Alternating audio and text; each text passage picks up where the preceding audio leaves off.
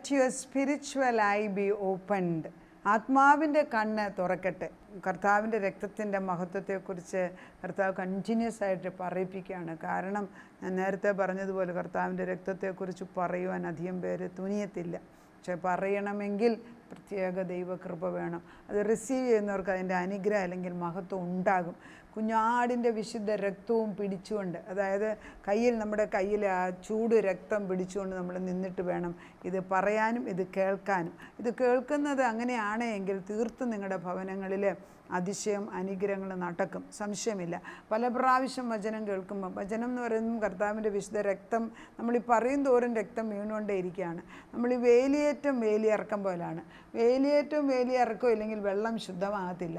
അതുപോലെ തന്നെയാണ് ഒരു പ്രാവശ്യം ദൈവം എന്നെ സ്വർഗത്തിലെ ഒരു ദർശനത്തിൽ എന്നെ കൊണ്ടുപോയി. സ്വർഗത്തിൽ ഞാൻ ചെന്നപ്പോൾ അവിടെ ഒരു വലിയ നദിയുണ്ട്. ആ നദി ചുമന്ന കളറാണ്. അങ്ങനെ നദി ഇങ്ങനെ കിടക്കുകയാണ്. അപ്പോൾ ഞാൻ നോക്കുമ്പം ഈ കരിക്ക് വരുന്ന ഈ വെള്ളമല്ലത് ആക്ച്വലി രക്തമാണ്. അത് കറുത്ത നിറം, ചുമന്ന് കറുപ്പും കൊടുത്തത്. അപ്പോൾ ഞാൻ യേശുവിനോട് ചോദിച്ചു, ഇതെന്താ ഇത്ര കറുത്തിരിക്കുന്നത്? അവിടെയെല്ലാം നല്ല ചുമപ്പാണല്ലോ. പറഞ്ഞു എല്ലാ ദിവസവും പാവങ്ങൾ കഴുകുകയാണ് ഈ വെള്ളത്തിൽ. അപ്പോൾ ഈ കരയ്ക്ക് വരുന്ന രക്തത്തിനകത്ത് കറുപ്പ് കൂടുതലുണ്ട്. അത് പിന്നെയും വീണ്ടും വേലിയേറ്റം വേലിയിറക്കം പോലെ വന്നിട്ട് അത് ശുദ്ധീകരിച്ചു കൊണ്ടേയിരിക്കുകയാണ്. അപ്പോൾ ഇതൊരു പ്രോസസ്സാണ്, ഇത് കണ്ടിന്യൂസ് പ്രോസസ്സാണ്. ദിനംപ്രതി അവൻ്റെ രക്തം കൊണ്ട് നമ്മളെ കഴുകണം. ദിനംപ്രതി ഭക്ഷണം കഴിക്കുന്നത് പോലെ തന്നെ അവൻ്റെ വചനം കൊണ്ട് നമ്മുടെ ആത്മാവിനെ ബലപ്പെടുത്തണം. നമ്മൾ ഉദാസീനയായിട്ട് ഇരിക്കാനൊക്കത്തില്ല. ഒരാൾ ഉദാസീനയായിട്ട് ഇരിക്കുന്നുവെങ്കിൽ മറ്റുള്ള ഒരാളെങ്കിലും വേറൊരു വ്യക്തി ആ വീട്ടിൽ ബലപ്പെട്ടവരാണെങ്കിൽ അത് പറഞ്ഞുകൊണ്ടിരുന്നാൽ അതിൻ്റെ ആ ഇഫക്റ്റ് ചുറ്റുപാടും ഇങ്ങനെ സ്പരിച്ചുകൊണ്ടേയിരിക്കുക. അതായത് it has A contagious effect. നമ്മുടെ ചുറ്റുപാട് അത് വന്നുകൊണ്ടേയിരിക്കും. അപ്പം ആത്മാവിനെ ജീവിപ്പിക്കുക, പരിശുദ്ധാത്മാവിൻ്റെ ശക്തിയെ പറയുന്നത് I sever all the ungodly ties. അതായത് ദൈവത്തിൻ്റെ അല്ലാത്ത എല്ലാ അൺഗോഡ്ലി ടൈസും അഴിഞ്ഞു പോകട്ടെ. വിച്ച് ക്രാഫ്റ്റ്, പിന്നെന്തുവാ ശകനം വെക്കുന്നത്, പിന്നെന്താ കാലങ്ങളും സമയങ്ങളും നോക്കിയേ ചെയ്യുന്നത്, ഇതൊക്കെ ദൈവത്തിൻ്റെതല്ല. നമുക്ക് ദൈവം എല്ലാം നന്മയായിട്ട് സൃഷ്ടിച്ചു വെച്ചിരിക്കുകയാണ്. ദൈവം നമുക്ക് തന്നിരിക്കുന്നത് അവൻ്റെ ശബ്ദം കേട്ടിട്ട് അനുസരിക്കാമെന്ന്. പകൽ സൂര്യനുള്ളിടത്തോളം കാലം അല്ലെങ്കിൽ വെളിച്ചമുള്ളിടത്തോളം നന്മ ചെയ്തുകൊണ്ടേ ഇരിക്കുമെന്ന് യേശു തന്നെ പറയുന്നുണ്ട്. നമ്മൾ മനസ്സിലാക്കേണ്ടത് every unbelief that has crept in our life because of deception or wrong teaching, അങ്ങനെയെല്ലാം വന്നിട്ടില്ല. എല്ലാം തെറ്റായ പഠിപ്പീരുകളെല്ലാം അഴിഞ്ഞു പോകണം. Let the mind of Christ reign in us. അതായത് ക്രിസ്തുവിൻ്റെ മനസ്സുള്ളവരായി മാറണം. ക്രിസ്തുവിൻ്റെ മനസ്സുള്ളവരായി മാറുക എന്ന് ദൈവം ആഗ്രഹിക്കുന്നു. വേദപുസ്തകത്തിൽ അങ്ങനെ തന്നെ പറയുന്നുണ്ട്. നമുക്ക് ക്രിസ്തുവിൻ്റെ മനസ്സായിരിക്കണം. എനിക്കൊന്ന് ഒന്നുപോലും തന്നെത്താൻ തോന്നുന്നു. നമ്മൾ ദൈവത്തിൻ്റെ മനസ്സുള്ളവരായി മാറണം. അപ്പം ദൈവം അവൻ്റെ മനസ്സ് നമുക്ക് തരാനായിട്ട് ആഗ്രഹിക്കുമ്പം നമ്മളത് വാങ്ങിച്ചെടുത്തില്ല എങ്ങനെ അങ്ങനെ അവൻ്റെ കൂടെ പ്രവർത്തിക്കുന്നത്? അവൻ്റെ കൂടെ നിന്നുകൊണ്ട് അവനിൽ നിന്ന് പഠിച്ച് ക്രിസ്തുവിലേക്ക് തന്നെ നമ്മൾ നോക്കി ജീവിക്കാൻ നമ്മളെ ദൈവം ആഗ്രഹിക്കുകയാണ്. ആ ഒരു പഠിത്തം നമ്മൾ ദൈവാത്മാവിൽ നേടിയെടുക്കണം. ക്രിസ്തുവിൻ്റെ ആത്മാവ് തന്നെയല്ലോ അതായത് 1 കൊരിന്ത്യർ 2:15-16 ആത്മീകനോ സകലത്തെയും വിവേചിക്കുന്നു, താൻ ആരാലും വിവേചിക്കപ്പെടുന്നില്ല. കർത്താവിൻ്റെ മനസ്സറിഞ്ഞ് അവനെ ഗ്രഹിപ്പിക്കാവുന്നവൻ ആര്? നാമോ ക്രിസ്തുവിൻ്റെ മനസ്സുള്ളവരാകുന്നു. ഉണ്ടോ? നമ്മൾ ആത്മീക മനുഷ്യൻ എന്ന് പറയുമ്പോൾ ക്രിസ്തുവിൻ്റെ മനസ്സാണ്. എന്തൊരു ഡിഫറൻസ് അല്ലേ! എൻ്റെ മനസ്സുകൊണ്ട് ചിന്തിക്കുന്ന എല്ലാം പാഴ്ചിന്തകളാണ്. നമ്മൾ ഈ ലോകത്ത് ജീവിക്കുമ്പം പാപത്തിൻ്റെ ചിന്തകൾ കൂടുതലായതിനാൽ നമ്മൾ അതിനനുസരിച്ച് അറിയാതെ ചിന്തിക്കും. പക്ഷെ ആ ഹൃദയം എടുത്ത് മാറ്റി വെച്ചിട്ട് ദൈവത്തിൻ്റെ ഹൃദയമാക്കി ദൈവത്തിൻ്റെ മനസ്സ് പോലുള്ളവരാണെന്ന് വേദപുസ്തകം ആഗ്രഹിക്കുന്നു. അങ്ങനെയുള്ള മനുഷ്യനെയാണ് ആത്മീക മനുഷ്യനെന്ന് പറയുന്നത്. ഈ ആത്മീക മനുഷ്യന് കണ്ണുകളുണ്ട്. നമ്മുടെ പുറത്തെ ഇന്ദ്രിയം പോലെ തന്നെ ആത്മീയ മനുഷ്യന് കണ്ണുണ്ട്, ചെവിയുണ്ട്, അവന് തൊടാനൊക്കും. ആത്മീക മനുഷ്യന് എല്ലാ ഇന്ദ്രിയങ്ങളും പ്രവർത്തിക്കുന്നു. പക്ഷേ നമ്മൾ വിചാരിക്കുന്ന 5 ഇന്ദ്രിയങ്ങൾ കൂടെ ആത്മാവിന് കാണണം.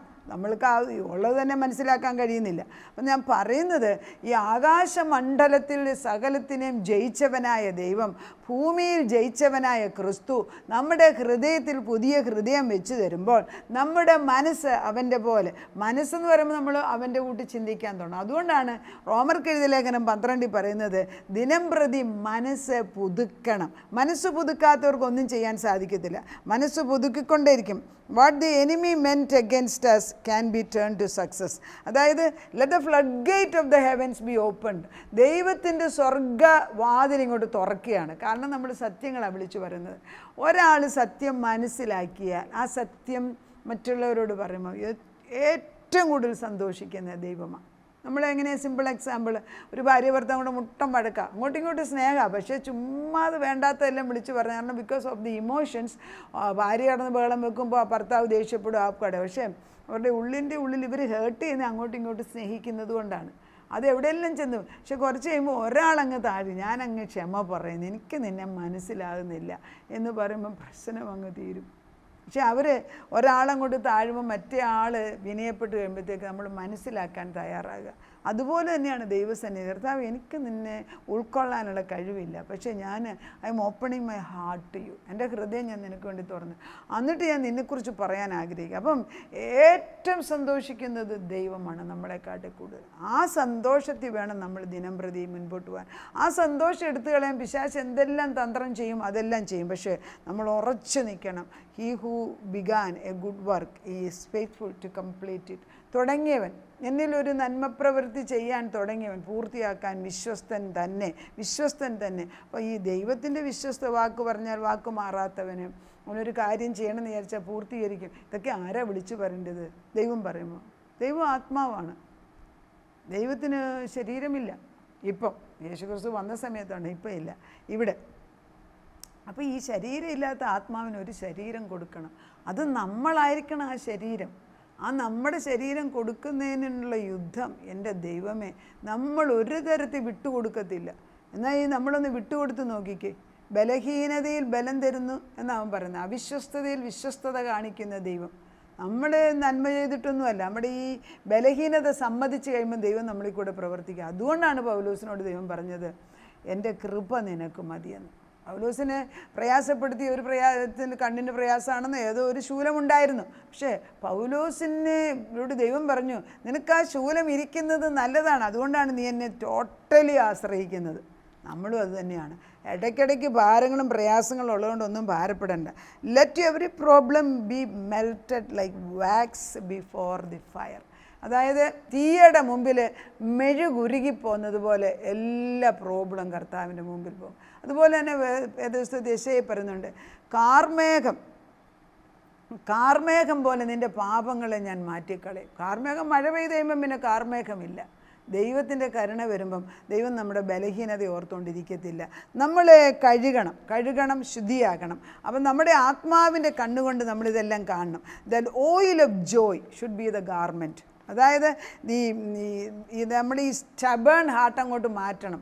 അതായത് അടിത്തറ പറയും, അതായത് ഞാൻ എൻ്റെ എല്ലാ അടവുകളും ഉപയോഗിച്ച് കഴിഞ്ഞു, ഇനി എനിക്കൊന്നും ഇല്ല, അങ്ങനെ പറയാൻ തയ്യാറാണ്. അങ്ങനെ പറയുന്ന ആരാളും എൻ്റെ മുമ്പിൽ വന്ന് നിൽക്കുന്നതായിട്ട് ആത്മാവ് കാണിക്കും. അപ്പോൾ അടിത്തറ പറഞ്ഞു കഴിയുമ്പോഴത്തേക്ക് you have to start depending on God, and then when you start depending, that means total dependence ആയി. ആ ടോട്ടൽ ഡിപ്പെൻഡൻസ് വരുമ്പോൾ the garment of praise will be given to you. ദൈവത്തെ സ്തുതിക്കാനുള്ള ആത്മാവിൻ്റെ വരമിട്ട് കാണും. അവിടെ നമ്മുടെ വസ്ത്രം മാറുകയാണ്.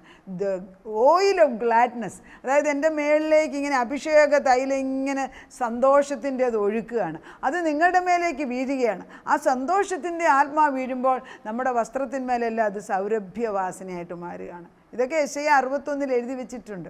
60-61 എടുത്ത് വായിക്കുന്നത് നല്ലതാണ്. I seal these declarations with the blood of Jesus Christ. ഞാൻ ഈ പറയുന്നതല്ല യേശുവിൻ്റെ രക്തം കൊണ്ട് ഞാൻ സീൽ ചെയ്യാണ്. ഒരു ദുഷ്ടശക്തി നിൽക്കില്ല. ഞാൻ പറയുന്ന എല്ലാ ആത്മാവിലും സത്യത്തിലാണ് പറയുന്നത്. ദൈവത്തിൻ്റെ വചനമാണിത്. ദൈവത്തിൻ്റെ വചനത്തോടെ എൻ്റെ കാര്യം ഒന്നും ഞാൻ ചേർക്കുന്നില്ല. പരിശുദ്ധാത്മാവിൻ്റെ ശക്തിയിൽ ഇത് വന്ന് കൊള്ളുമ്പോൾ അവിടെയെല്ലാം പ്രവർത്തിക്കുന്നൊരു ദൈവമാണ്. അപ്പം നമ്മുടെ മുമ്പിലുള്ള ഡിസൊബീഡിയൻസ് മാറ്റും. ഡിസൊബീഡിയൻസ് അല്ലെങ്കിൽ അനുസരണക്കേടിനെ മാറ്റി വെച്ച് അനുസരണത്തിൻ്റെ ആത്മാവ് തരും. അതിന് പകരം അനുസരണം വരണമെങ്കിൽ അതിന് മുമ്പ് നമുക്ക് ദൈവസ്നേഹം വരണം. അപ്പം നമ്മൾ അൺബിലീഫും കൺഫ്യൂഷനും, അതായത് അവിശ്വാസവും നമുക്ക് ഒന്നിനെക്കുറിച്ച് സ്ഥിരതയിലെല്ലാം ആ കൂടെ തലമറിഞ്ഞിരിക്കുന്നിടത്ത് ദൈവത്തിൻ്റെ കോഡ്സ് ഓഫ് ലവ്, ഭർത്താവിൻ്റെ സ്നേഹ ചരട് കൊണ്ട് നമ്മളെ കെട്ടുകയാണ്. Replaced with the cord of love that cannot be broken. ദൈവത്തിൻ്റെ സ്നേഹ ചങ്ങല കൊണ്ട് നമ്മളെ കെട്ടിവെക്കുകയാണ്. Supernatural release of breakthrough is coming today right now.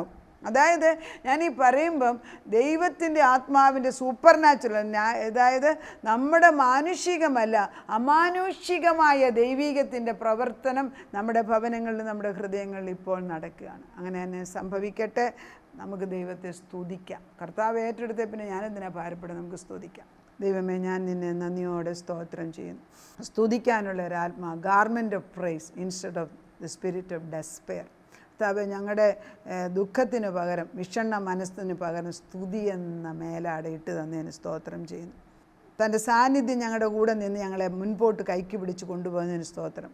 അനേകരുടെ ഭാരങ്ങളെ ഉരുട്ടി മാറ്റുന്ന ദിവസമാകിയാൽ സ്തോത്രം ചെയ്യുന്നു. മുമ്പിലിരിക്കുന്ന കല്ലുകൾ ഉരുണ്ട് മാറിപ്പോകുന്നു കർത്താവേ. കർത്താവിൻ്റെ പരിശുദ്ധാത്മാവ് വരുമ്പം വലിയൊരു വെളിച്ചം. കർത്താവ് ഉയർത്തെഴുന്നേറ്റ ക്രിസ്തുവിൻ്റെ കല്ലുകൾ റോമാ സാമ്രാജ്യം സീലിട്ട് വെച്ച് കഴിഞ്ഞിട്ടും ദൈവദൂതൻ വന്നപ്പോൾ ഉരുണ്ട് മാറി കർത്താവേ. ഞങ്ങളുടെ മുമ്പിൽ വെച്ചിരിക്കുന്ന ഏതെല്ലാം പ്രശ്നങ്ങളും എല്ലാം അഴിഞ്ഞു പോകാൻ ദൈവത്തിൻ്റെ നാമത്തിൽ പറയുന്നു. ക്രിസ്തുവിൻ്റെ നാമത്തിൽ കുഞ്ഞുങ്ങളുടെ ബന്ധനങ്ങളെ അഴിച്ച് അറുത്തു മാറ്റുന്നു. കർത്താവിൻ്റെ പരിശുദ്ധാത്മാവിൽ അവരെ സ്നേഹ ചങ്ങലയ്ക്കകത്ത് കർത്താവ് കൊണ്ടുവരുന്നു. പശുവിന് വേണ്ടി ജീവിക്കുവാൻ തക്ക ക്രിസ്തുവിൻ്റെ മനസ്സുള്ളവരാക്കി അവരെ മാറ്റിയിരിക്കുന്നു. ഞങ്ങളുടെ തലമുറകൾ ദൈവത്തെ അറിയുന്നവരായി മാറുകയാണ്. അതിൻ്റെ അടുക്കിലേക്ക് കുഞ്ഞുങ്ങളെ കൊണ്ടുവന്ന് വെച്ചിട്ട് അത് അവിടുന്ന് ചെയ്യാൻ പോകുന്ന നന്മകളെ കണ്ട് അവിടുന്ന് ആത്മാവിൽ നേടിയെടുത്തത് ഇവർ മനസ്സിലാക്കാൻ പോകുന്ന ഓർത്തിട്ട് നന്ദിയോടെ സ്തോത്രം ചെയ്യുന്നു. കർത്താവേ, നീ അവരെ കൈക്ക് പിടിച്ച് നടത്തി ഉന്നതമായ നിൻ്റെ ജീവിതത്തിലേക്ക് അവരെ ആക്കി നിത്യമായ ജീവനെ കൊണ്ട് സർവശക്തനായ നിത്യജീവൻ്റെ ഉറവിടമായ ക്രിസ്തുവിൽ ഞങ്ങൾ അവരെ ആക്കിയെടുക്കാൻ ഇടയാക്കുന്നതിന് സ്തോത്രം ചെയ്യും. തലമുറകൾ അബ്രഹാമിൻ്റെ, ഇസഹാക്കിൻ്റെ, യാക്കോബിൻ്റെയും ദൈവം കർത്താവെ വിശ്വസ്തനായ ദൈവം എന്ന് പറയാണ്ട് മക്കളെ പഠിപ്പിച്ചാട്ട് വെച്ച് അതിനത് ചെയ്യുന്നതിനാൽ സ്തോത്രം. പ്രാർത്ഥന കേട്ട് ഉത്തരം തന്നതിന് നന്ദി. യേശു ക്രിസ്തുവിൻ്റെ പൊന്നു നാമത്തിൽ തന്നെ ആമേൻ.